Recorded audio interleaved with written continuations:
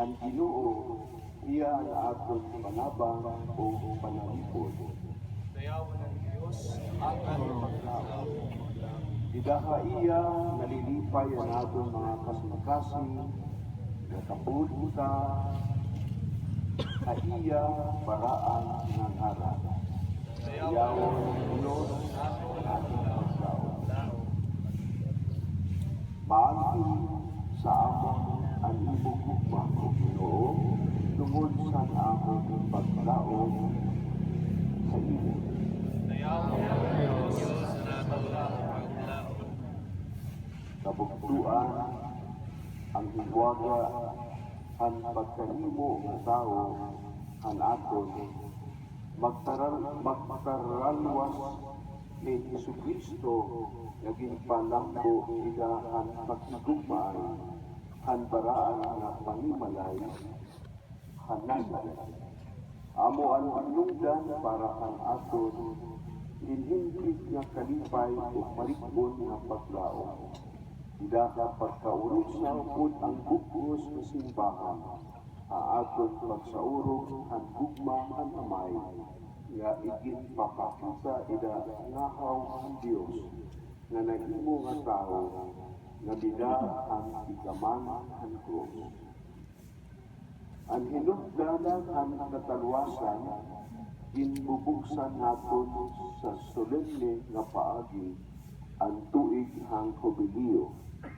Dinhi ang simbahan ang katarman, diocese ang katarman para sa aton, ini nga rito amo ang dinitikangan imperilhon nga pakakagamtan in grasya o kaluoy. Kayuday ang kita pagbaton, habisan hino nga nangangaro ang hinungdan ang pagdaong nga aanhi haaton. Labi na good, hindi nga panahon ng kasamukan ug kita ni Jesucristo aton kalinaw ug aton paglaom. Haaton paglalakaton ida ini nga tuig in grasya ug kalipay. Pagpiton ang Espiritu Santo, kaya na nagtipika kini nga buhat dinhi sa aton ngan kaupod naton nga da sa adlaw ni Jesucristo.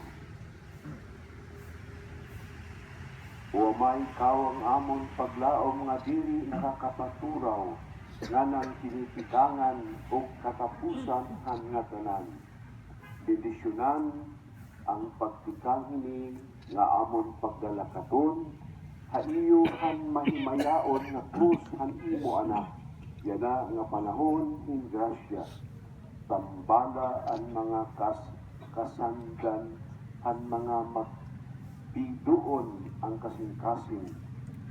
Hubara ang mga gapos nga nakakapauripon haamon sada.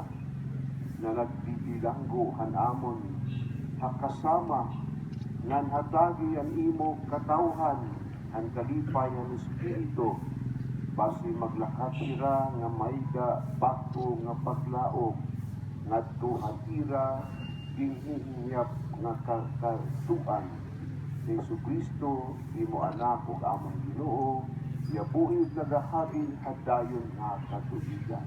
Amen.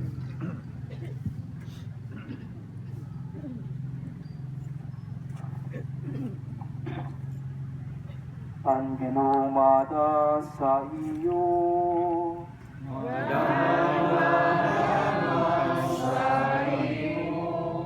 pagpasabik ang San Santos nga Ebanghelyo, sumalakan San Juan.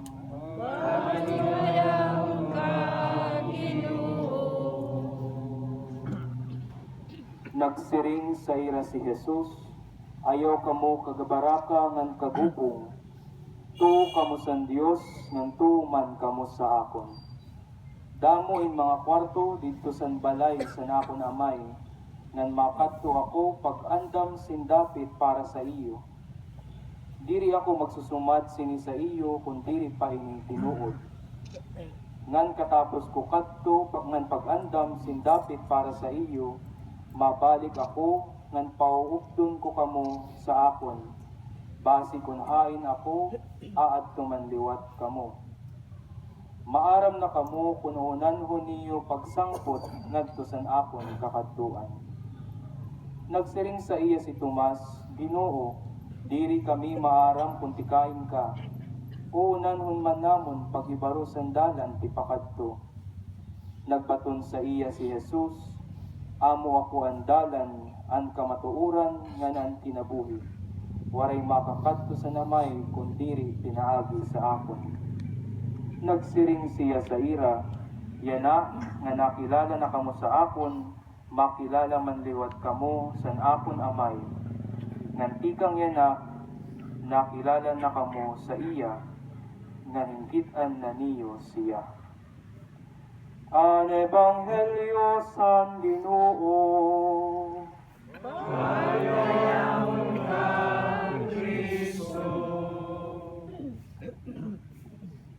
Ikang sanbula san pagtudlok san tuig san Jubileo, from the bull of indiction of the Jubilee year, spes non confunded.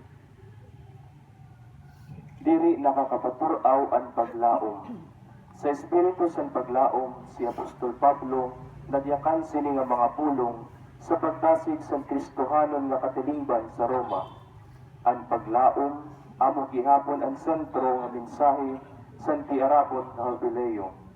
Nasupay san usa nga kadaan nga tradisyon, iging papasamwak san Santo Papa kada karuhaan kag 5 katuig. Naguhuna-huna ako san nga tanan nga mga peregrino san paglaom nga mabiyahe ngadto sa Roma basi maeksperiensyahan ang baraan nga tuig. Ngan upod ang ibagi hapon nga bisan kun diri makakabisita sa syudad ni Apostol Pedro ug Pablo, magsasaurog sini sa ira mga lokal nga simbahan para sa nga tanan ang Jubileo. Maginigayon sin tinuod personal nga pakikita sa Ginoo Jesus ang portahan san aton katalwasan. Nga dayuday ginpapasamwak san simbahan sa bisan diin ug sa nga tanan nga aton paglaom. Maaram ang nga tanan kung ano ang paglaom. Sa kasing-kasing san tagsa-tagsa nga tawo, ang paglaom nagpapabilin nga hingyat ug pagpamulat sin mga magupay nga mga butang nga tiarabot. Bisan diri kita maaram kung ano ang maabot sa tidaraon. Bisan pa man, ang kawaray kasiguraduhan sa tidaraon, usahay nagdadarasin pagkasumpaki sin mga inaabat. Tikang sa hugot nga pagtapod, ngadto sin kahadlok, tikang sin kamurayaw, ngadto sin kabaraka, tikang sa marikon nga pagtuo, ngadto sa pag-alang o pagruha-duha. Agsog kita, ikatapo sin mga tawo nga nanluluya, maraot ang panlantaw ug waray pagtapod sa tidaraon, nga sugat sinuwaray gayud makakahatag sa ira sin kalipay. Para sa aton nga tanan, ini nga Jubileo maginhigayon sin pagpag-o, dida sin paglaom. Ang paglaom tikang sa gugma, nga dida san gugma, nga nagtitikang san ginbangkaw nga kasing-kasing ni Jesus sa krus. Sa tuanay, mga kaaway kita sa Dios, kundi ginhimo kita niya, nga mga iya sangkay, pinaagi san kamatayon san iya anak. Yana nga mga sangkay na kita sa Dios, tatalwason pagod kita niya, pinaagi san kinabuhi ni Kristo. Ito nga kinabuhi na ipapahayag gidangahaw sa aton kalugaringon, nga kinabuhi sin pagtuo, na nagtitikang sa bunyag, nagtutubo sa pagbukas nga da san grasya san Dios, nga nabubuhi pinaagi san paglaom nga dayuday ginpapag-o o ginpaparipon san buhat san Espiritu Santo.